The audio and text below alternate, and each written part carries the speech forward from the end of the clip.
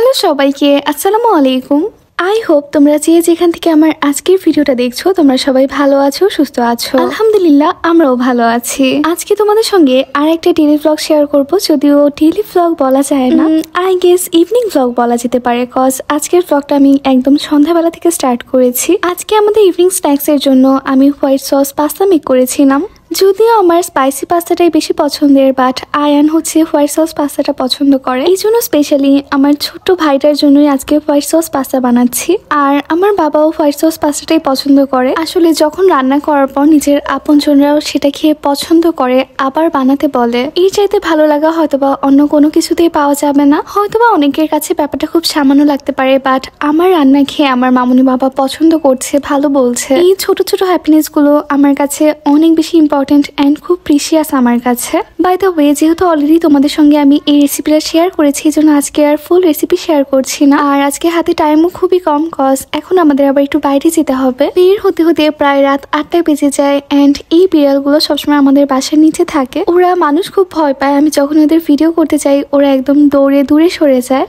আর আমিও কিন্তু বিড়াল প্রচন্ড ভয় পাই, বাট আমার দূরে থেকে দেখতে ভালো লাগে। আজকে বের হয়েছি একটু আবায়া শপে যাওয়ার জন্য, যেহেতু উইন্টার চলে এসেছে এন্ড বলা যেতে পারে যে ভালোই ঠান্ডা পড়েছে আমাদের এখানে। এই জন্য মামুনি চাচ্ছিল উইন্টার আবায়া কেনার জন্য, মানে একটু হেভি কাপড়ের মধ্যে। ফার্স্টে আমরা চলে এসেছি আমাদের সুলাইল মার্কেটের ইয়েমিনি শপটাতে।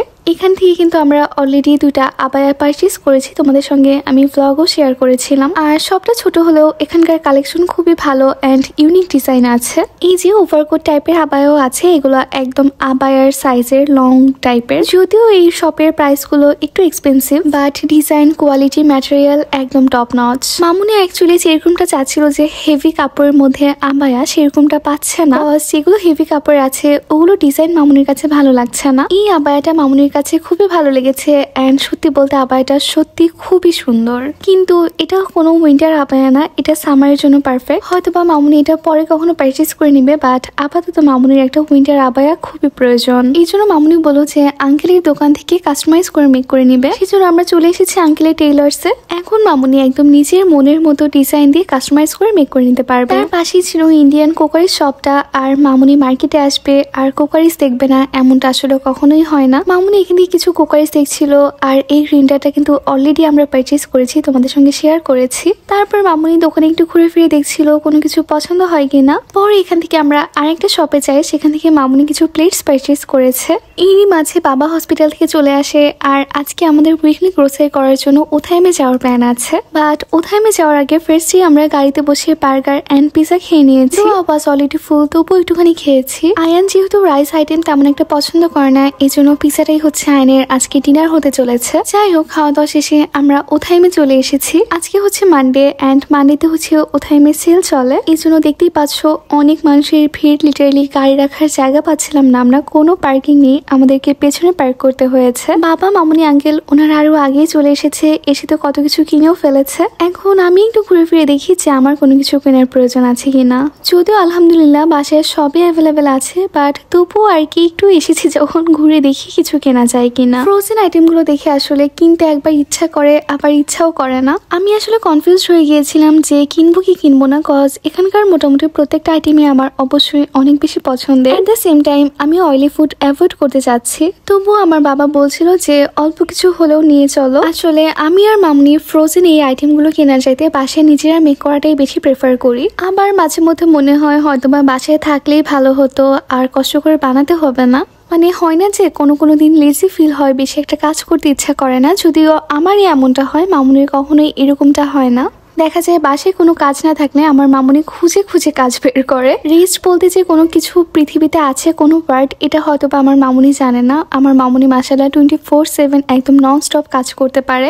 আর মামুনি মাশাআল্লাহ খুবই খুশি মনে কাজগুলো সম্পন্ন করে। কোন গল্প বলতে গিয়ে কত গল্প করে ফেললাম। যাই হোক, ফ্রোজেন আইটেম থেকে আমি chicken popcorn and chicken samosa নিয়েছি। আর আজকে ব্লগটা এডিট করছি অলরেডি কিন্তু 8 দিন হয়ে গিয়েছে। আমার এখন মনে পড়লো যে আমার ফ্রিজে এখনো চিকেন পপকর্ন আছে, যেটা কিনা আমাদের এখনো খাওয়া হয়নি। মানে এরকমটাই হয়, ফ্রোজেন আইটেম কেনা হলে আমাদের অনেকদিন পরে খাওয়া হয়। কজ মাশাআল্লাহ মামুনি প্রতিদিনই সন্ধ্যায় কোনো না কোনো একটা স্ন্যাক্স বানিয়ে দেয় আমাদেরকে। এখানে আয়ান তোমাদেরকে দেখাচ্ছি যে গ্যালাক্সি চকলেটের কতগুলো ফ্লেভার আছে। চকলেট জিনিসটা আমি জানি না আমি এত চেষ্টা করেও কেন আমার প্রিয় করতে পারলাম না। আই উইশ চকলেট আমার পছন্দ হতো, কজ চকলেট কিন্তু অনেক সময় একদমই শর্টকাট স্ন্যাক্স হিসেবেও খাওয়া যায়। কিন্তু না, আমার তো এগুলো কিছু পছন্দ হবে না। আমি একদম সমস্ত মশলাপাতি বের করে একদম যে কোনো একটা বাঙালি খাবার না বানিয়ে খাওয়া পর্যন্ত আমার মনে শান্তি হবে না। যাই হোক, আমি তো কোনো চকলেট নিব না। আমার ভাই এখান থেকে খুঁজে খুঁজে কয়েকটা চকলেট নিয়েছে।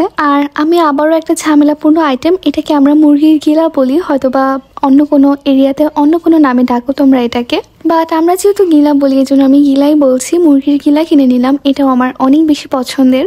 আর মামুনি বাবা তো টুকিটাকি কিছু বাজার করে নিয়েছে। আজকের মতো আমাদের উইকলি গ্রোসারি করা কমপ্লিট হয়ে গিয়েছে। এটাকে যত উইকলি গ্রোসারি বলি না কেন, দেখা যাবে 2-3 দিন পরে হয়তোবা আলু পেঁয়াজ কোনো না কোনো কিছু লেগেই যাবে। রান্না বান্না করতে গেলেই বোঝা যায় যে রান্না করতে আসলে কত কিছুর প্রয়োজন হয়। আন্টি মানে সুরভির আম্মু, যেহেতু তোমরা সুরভিকে সবাই চিনো এই জন্য বললাম, আন্টি একটু অসুস্থ ছিল, এজন্য বাবা এসে আন্টির ব্লাড প্রেশার অ্যান্ড সুগারটা টেস্ট করে নিয়েছে। এখন আন্টি আলহামদুলিল্লাহ ভালোই আছে, সারাদিন একটু অসুস্থ ছিল। তারপর আমরা সবাই মিলে একসঙ্গে ডিনার করে নিলাম। আজকে আমরা অ্যারাবিয়ান ট্রেডিশনাল খ্যাপসা দিয়ে ডিনারটা কমপ্লিট করেছি। অ্যারাবিয়ান খাবার খেতে খেতে এখন আসলে আর ভালো লাগে না। আমি জানি না, ব্রুসটা আমার কাছে একদমই ভালো লাগছে না। মানে এমন সিচুয়েশন হয়েছে যে আমার পাশে বসে অন্য কেউ ব্রুস্ট খাচ্ছে আর আমার দেখে কেমন একটা অস্বস্তি বোধ হচ্ছে। তবে খ্যাপসাটা আমার কাছে এখন পর্যন্ত ভালোই লাগছে আলহামদুলিল্লাহ। আর সব সময় আমার ব্রুস্টের চাইতে খ্যাপসাটাই বেশি পছন্দ ছিল।